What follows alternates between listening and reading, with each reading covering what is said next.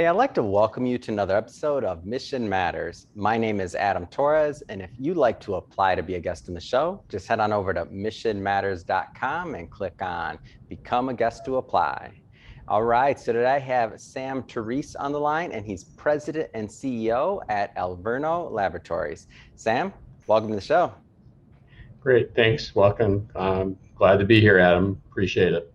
All right, Sam. So excited to have you on the show today. I know we've been trying to connect and we've been trying to get you on this show for a while. So excited. We're going to talk about a lot of different things, including Alverno Laboratories and, outside of even COVID-19, which maybe gets a lot of the media headlines. So we're going to talk a lot about the future of what you're doing. But before we do that, we'll start this episode like we start them all with our Mission Matters Minute.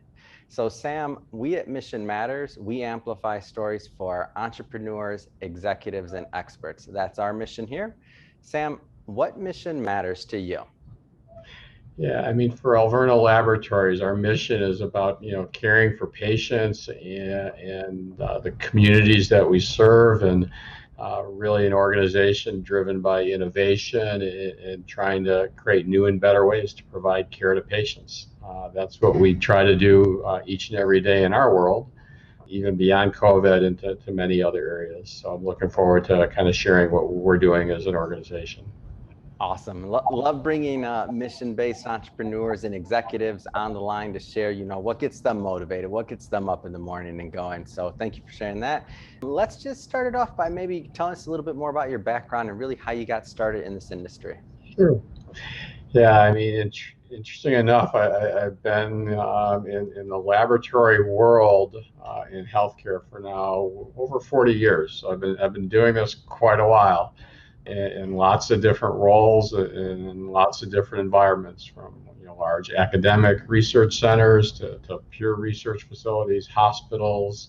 Just about my entire career has been really dedicated to laboratories. So I don't get to do the real heavy duty science anymore, but I kind of enjoy leading the organization and trying to get us to new and better places for our patients.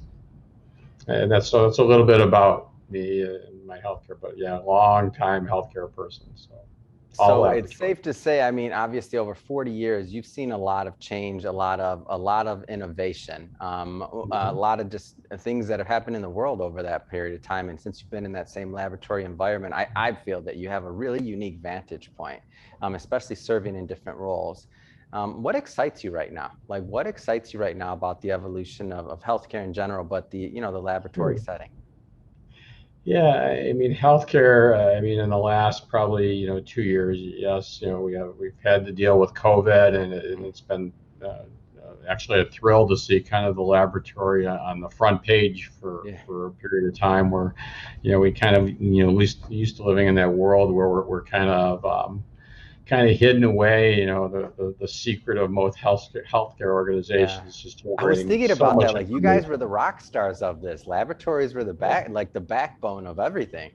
Yep. It's in my entire career, I'd never seen that much attention on the laboratory space, and it was really great to see so many laboratories, so many colleagues just really come to the forefront and really deliver. And just great to hear our health systems, our physicians, even patients saying, thank God you were here, and helping us get through kind of the challenges. So that's been obviously a very important piece of what we've been kind of engaged in. But being good laboratories, we couldn't just stop there. So we continue to search and find new and other ways and other technologies to deliver different levels of care, not just for COVID, but for many other diseases and things that our patients are experiencing. So just one little piece of it, although a big piece that we got a lot of attention for, was COVID. Yeah, and I think that's a great transition. So let's go further into maybe Alverno Laboratories. So first off, tell us a little bit more about the company, please. Yeah, so Alverno in itself is kind of an innovative company just in the model that we exist. So we're this integrated laboratory that owns and operates, somewhere in the neighborhood of 30, 40 hospital laboratories across multiple systems. So we're this integrative model that is very hard to actually put together, and we've been at this now since the late 90s, where we have this very large central laboratory, which is kind of the technology and innovation hub. And then we, support all of the activities in these hospitals, serving their patient care needs. So the model itself, in terms of just how we're structured, is really relatively young, and there's not a large number of organizations that actually are able to pull this off.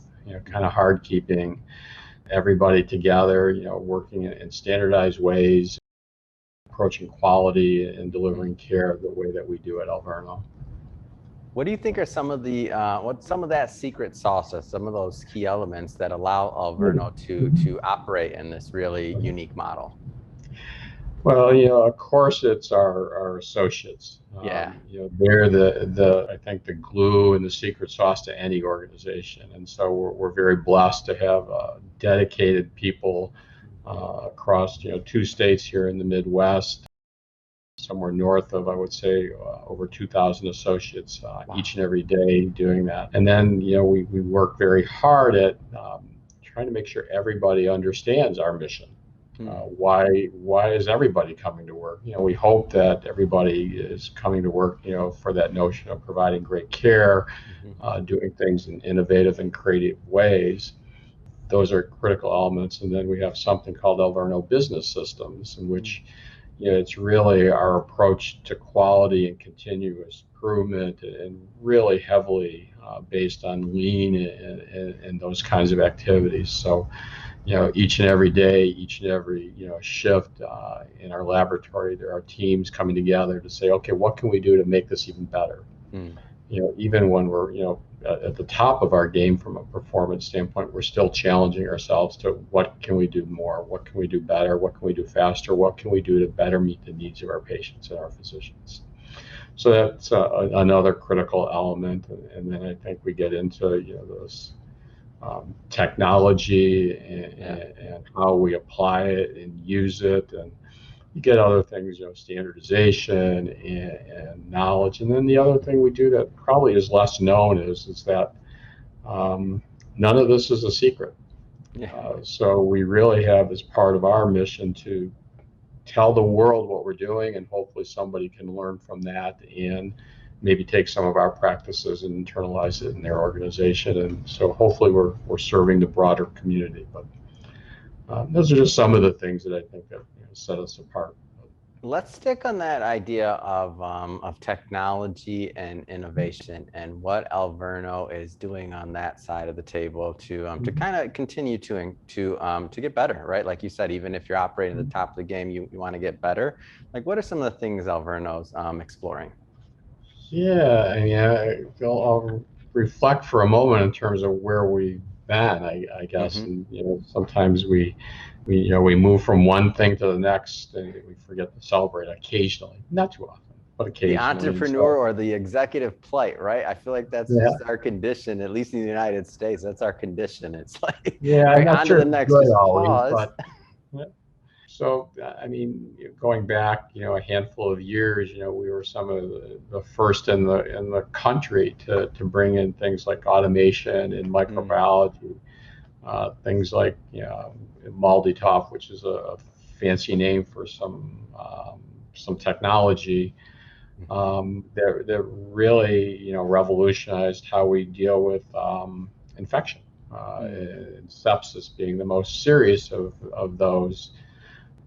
That technology literally allowed us to speed the result and the knowledge of how to treat a patient by 24 to 48 hours. And that dramatic improvement. And prior to that, just for context, prior to that, what would a timeline have been, just roughly? Oh, it could be up to 72 to 96 hours. So wow, a day, so cutting it down significantly. There's something that is very rewarding when somebody says you may have saved a life. So that's really how important laboratory is, I think, to the field. And that's just one example. We've had others. Things we've done with high sensitivity troponin, which is a marker for heart attacks. Yeah.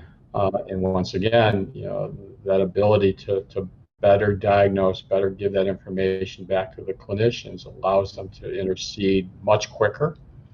And then when you look at it from the standpoint of, one of the big challenges we have in cardiac care is that, the symptoms for a heart attack in a male and a female are very different.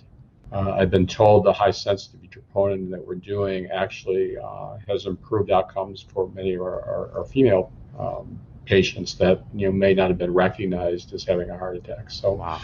lots of good stuff like that. There's real meaning for patient care, and there are many others. Some may not be as big or as exciting as those, but I mean, in a given year, we're generating or modifying or improving somewhere in the neighborhood of 40 or 50 different tests. Wow. And so we continue to do. Those are the little ones that I don't know that we necessarily advertise or talk a lot about, but that's an ongoing thing, and we've been doing that for well over a decade. Some of our more recent successes, probably the two most common, one would be our movement into next-gen sequencing for the treatment of oncology patients. And so, today we can, look at somebody's cancer at a genetic level, and we're looking at could be up to 500 plus genes of importance that allows us maybe to get a patient to a better clinical trial or a better treatment and hopefully a better outcome. And so that ties into our precision medicine program. And, we're not the site where you can, send the swab and we're going to tell you all your risk factors. So, but we're more focused on kind of that oncology patient and cancer. That's where we think that we can make at least the biggest difference. And we'll leave that other stuff to, the mail-in places that you can do it. So we're not looking at your genetic ancestry and all that. That's somebody else's world. But and then probably the other area that has really garnered some excitement that we're pretty unique at is what we're doing in digital pathology. I've been told we have one of the largest installed bases of scanners in the entire world. Now, I don't have any documentation to prove that, but it's kind of a cool thing to say. It is a cool thing. But we'll be scanning somewhere in the nature of, I want to say 1 million to 1.5 million slides on an annual basis. It's amazing. And, you think about that, and today we package all of that up into a car and drive it to all of our locations, and now we don't do that anymore. We send an image, and our pathologists are looking at a computer screen, and much like we're doing with a Zoom or a Teams meeting, now it's kind of the norm in our world in the administrative side, and that's how they're making their diagnoses.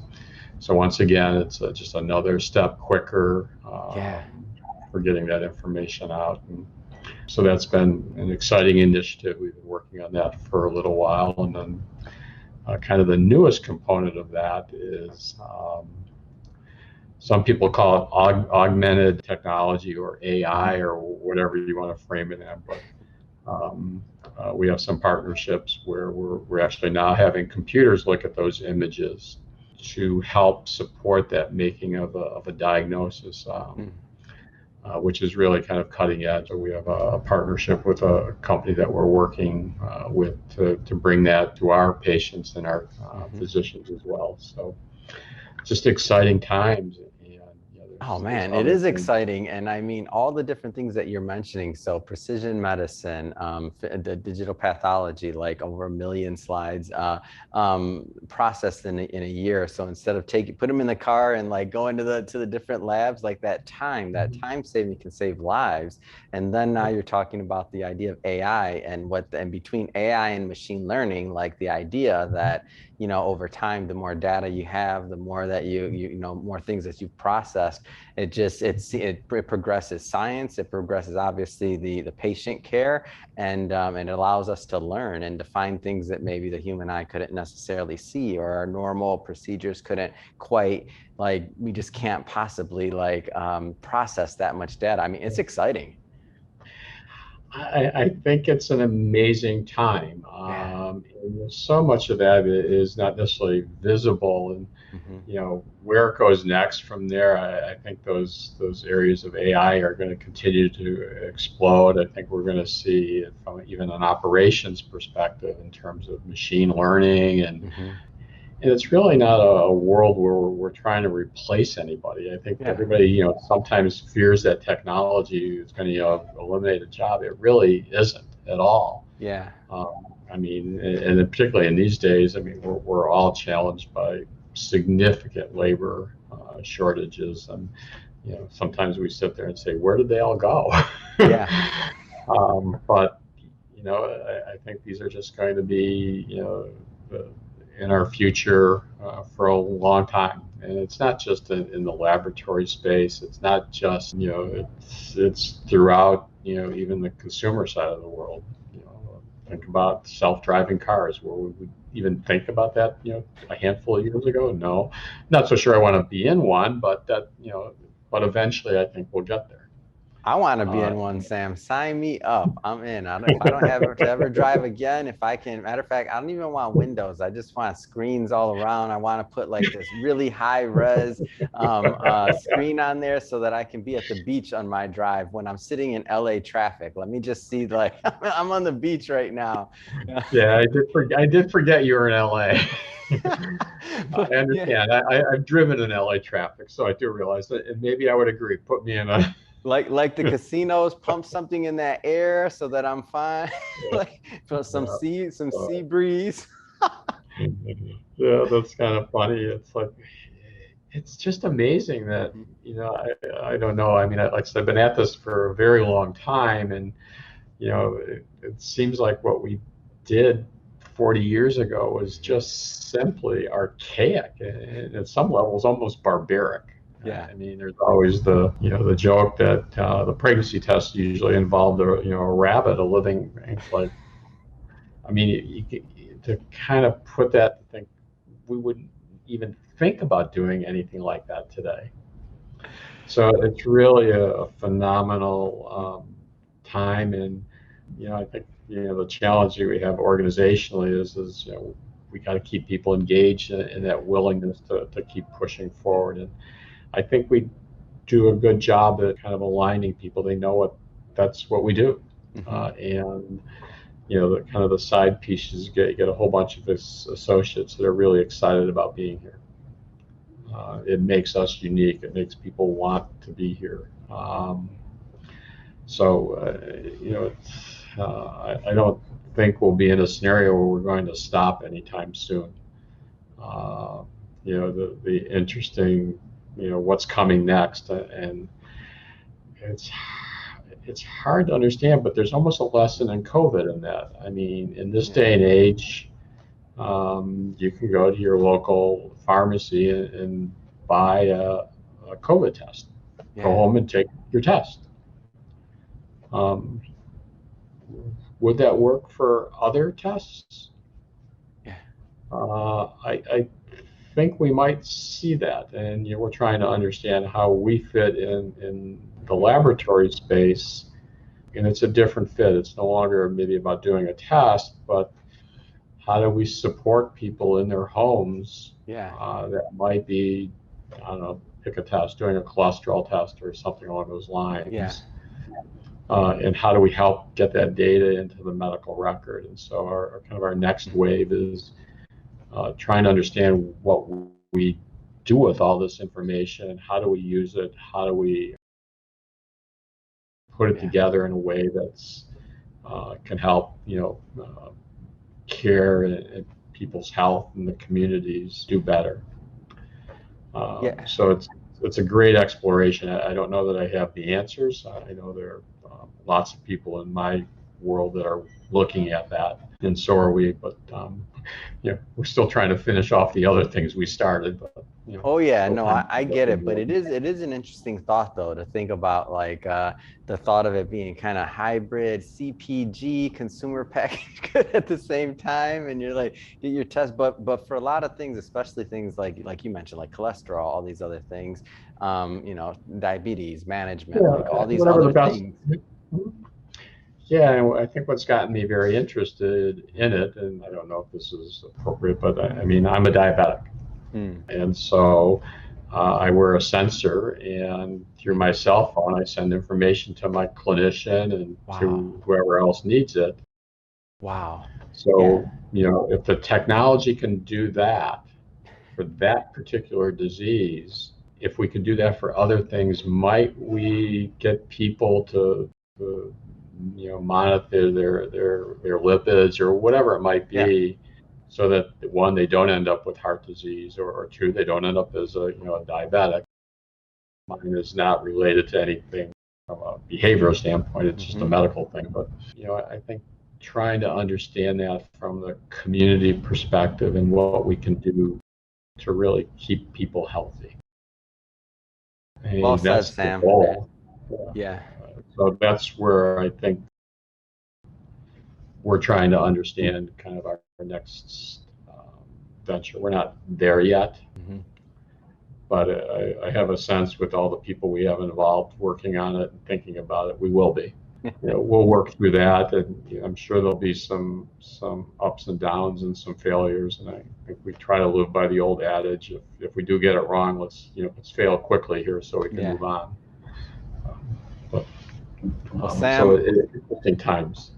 have to tell you, been great having you on the show, learning more about Alverno Laboratories, really how you're innovating, really how you're pioneering different things, and thinking about the future, like keeping all of that in mind. Ultimately, for what? For better patient outcomes. I mean, that's what I'm a fan of in general in the healthcare industry is companies that align themselves on all different levels of the healthcare, no matter what they do, and especially in the laboratory space, the rock stars, I would say, again, of this whole last year and a half, 2 years of us getting through this thing, and really the backbone of now we see how important these things are, and finally at the forefront. So awesome to get to know more about the business. If somebody is watching this and they want to learn more about Alverno Laboratories, I mean, what's the best way for them to connect? Well, in these days, it's always going to be something online. So, Yeah. check us out on alvernolabs.com, Mm-hmm. ALVERNOLABS.com. I think you can follow us on LinkedIn or Yeah. connect with us on LinkedIn. You can connect with me on LinkedIn if you'd like. Um, or you can follow us on Facebook, or is it Facebook now, or Meta, or whatever it's supposed to be. Yeah, exactly. What is it Um, called now? I don't know. So, we're out there in social media. I mean, that's where we are. And oh, by the way, if anybody's interested in careers in Mm, laboratory, please let us know, because we're always looking. yeah, It's a fantastic. challenging time for that. So, but please follow us and see what we're going to do next. All right. Well, Sam, it really has been a pleasure having you on the show. And to the audience, as always, don't forget, hit that subscribe button, especially if you're a first-time listener or visitor. We definitely want you to be a return guest and we bring many, many more mission-based entrepreneurs and executives on the line that really share why they do what they do. So love to have you tune in. And Sam, really, it has been a pleasure. Thanks for connecting. Thanks, Adam. Always a pleasure on my side as well to connect. Appreciate it.